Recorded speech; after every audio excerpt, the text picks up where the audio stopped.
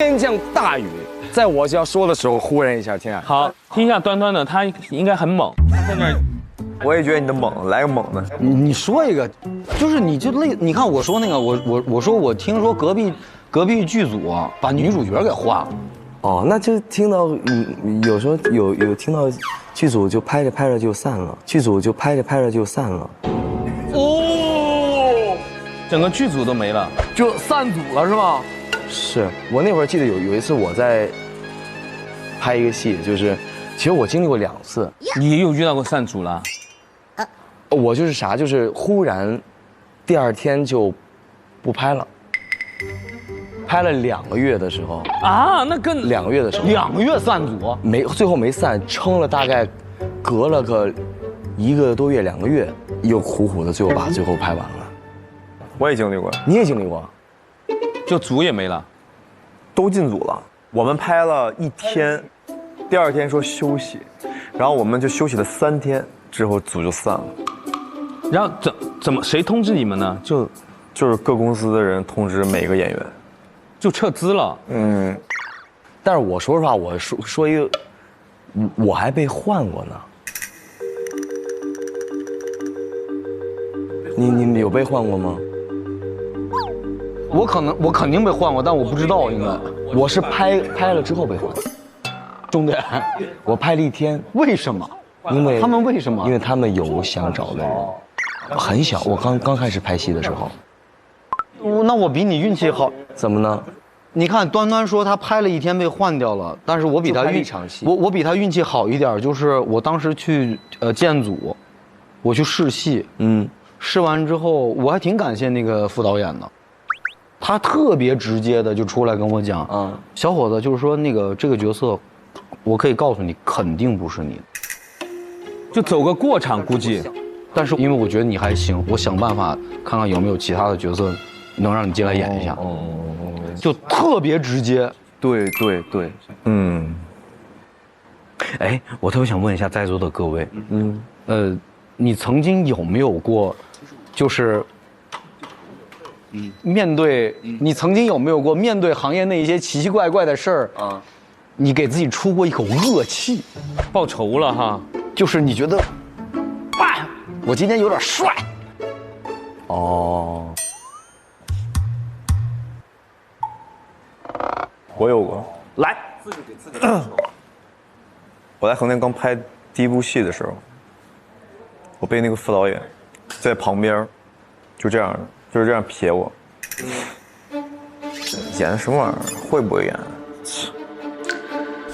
什么？真的不骗你，就一直这样，就在我边上。他可能就坐在，他就是想让你听到。对，就坐在这么近的一个位置，然后就这么度过了这么几个月。妈呀，几个月！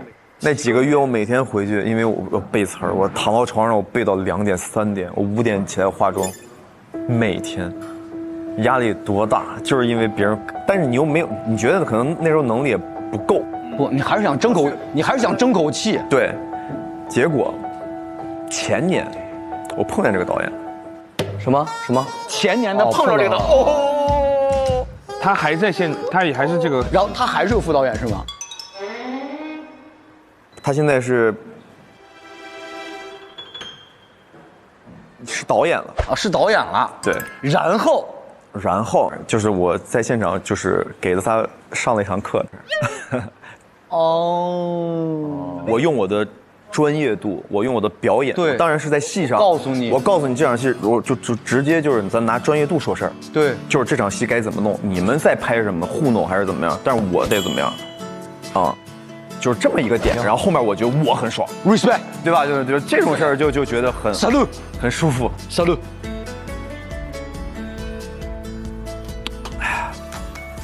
但我又不怪他了，就是你就会觉得其实当年他这么对我也该，我觉得也该，啥叫也该？因为我不知道大家新人的时候有没有过这样的经历，我觉得也正常。我说句实话，正常，也正常，对吧？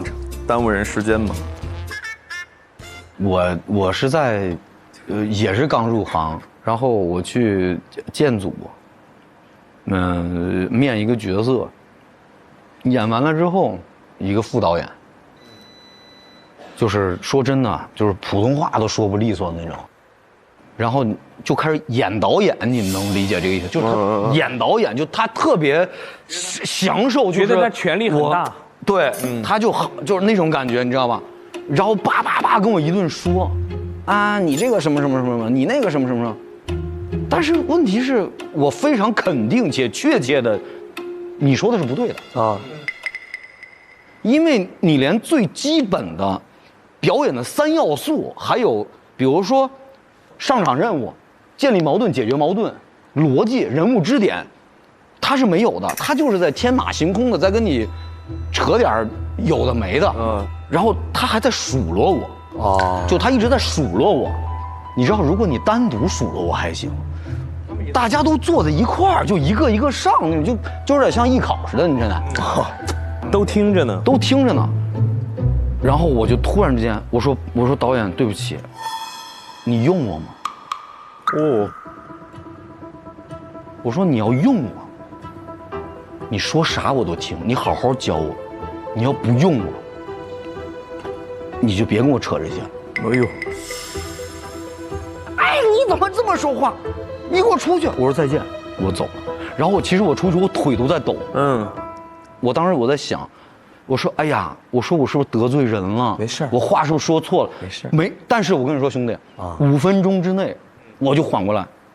我特别坚信，就是我这么新兵蛋子，我都能看得出来你的专业极差。所以你肯定没有未来。但是我相信我有未来，所以咱俩以后肯定不能碰着。如果一旦碰着，我一定比你高。对，这个我是有被爽到的。但是阿正这个，我觉得他说的其实挺好的，就是有的时候你真的得敢于去做那件事儿。我还是在我决定要尝试做演员的那一刻，然后我不是去当了一个还是比较大的一个戏的去做群演嘛，想去体验一下。然后去到以后，当时是要拍一个大场面，700、800号人，然后就在那个棚里，每个人去领衣服换衣服，然后我领到一条裤子以后，那个裤子能够装下2个我，就不合身。对，我正常反应不是要去找服装老师换吗？对吧？我去了以后，我说那个服装老师，我裤子有点大，能不能换掉？话没说完，劈头盖脸给我一顿骂。我说他说你能不能拍？不能拍你就给我滚！这太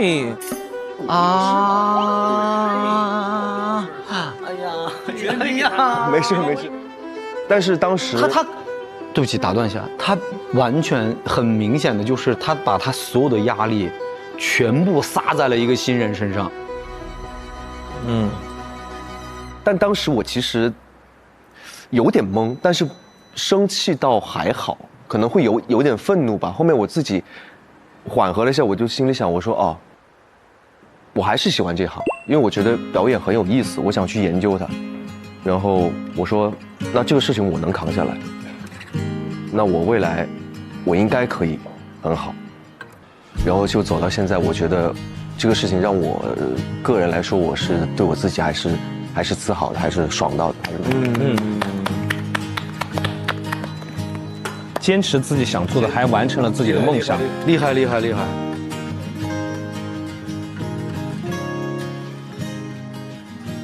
哎，你是咋签给于老板的？机缘巧合，就是他当时在选莫云间的那个角色的时候，然后我当时正在拍李玉刚导演的他的处女作的一个电影然后他看到了一个官宣的照片，然后他也认识我们那个戏的女主角叫吕星辰，然后他就问了一下吕星辰说，哎，这个男生怎么样？他就跟于老师说他很好。于老师这里有个项目，说你要不我就发给你，然后你给永琪看一下。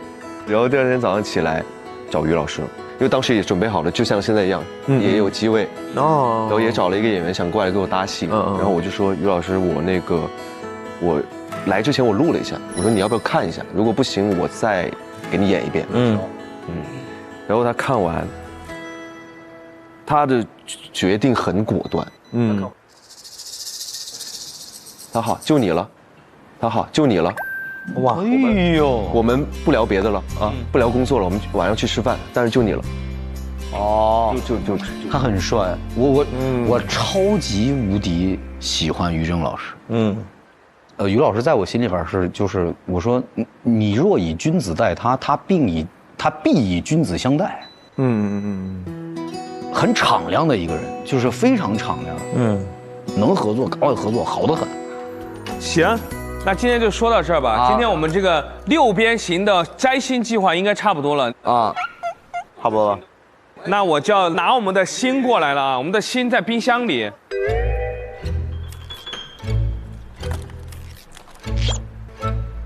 啊，杨桃。经过我们刚才公证处非常严密的一个统计，所以今天这个6边形这个很厉害我很行我。所以我们今天这个6边形宝藏摘星计划的得主就是今天来到我们朋友小店的每一位朋友啊 ，everyone， 每一位都可以拿到一颗我们的这个五角星啊。哎呀，对，希望大家在自己的领域都发光发热，都有属于自己璀璨的一颗星。哎，其实真的，今天我觉得特别开心。你说平时咱们在北京，迪哥在上海，这是刚刚新认识的弟弟。对，你说要是把哥5个聚一块儿，想自己做个饭、唠唠嗑、说说话，你真得好难。是的。真的，我们真的就我特别感谢可口可乐，是的，为我们准备了这场摘星烧烤局。我要形容一下今天哈，就有一个字，爽，真的很爽。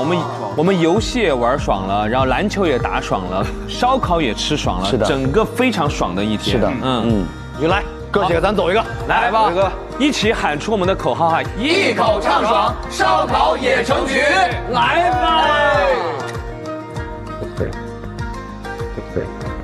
好爽。好嘞，那老规矩，我们现在拿着我们这个拍立得给我们这个满分的聚会留下一张照片吧。好的，拍好照片以后就可以贴到我们的可口可乐朋友菜谱集里面啦。好，来，来集中一下啊！来，准备1、2、3。我觉得今天是个非常开心的一天，因为我们朋友厨房质的飞跃，好吃。好吃。哦，好香啊！可以了，能得到我们今天来到这里顾客朋友们的认可，我觉得做得非常的不错。接下来我还要搜罗一些好的烧烤的方式，继续在我们朋友厨房给大家展示。今天整体一天，我觉得要打分的话，85吧，再接再厉。真丑。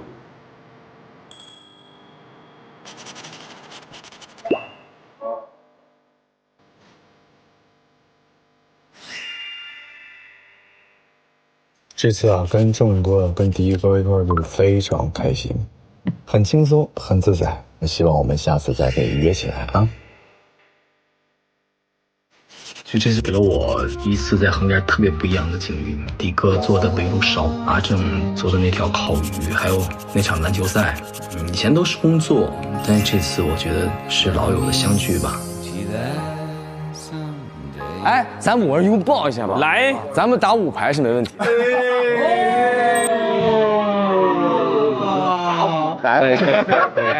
开心。为什么要毁掉一个游戏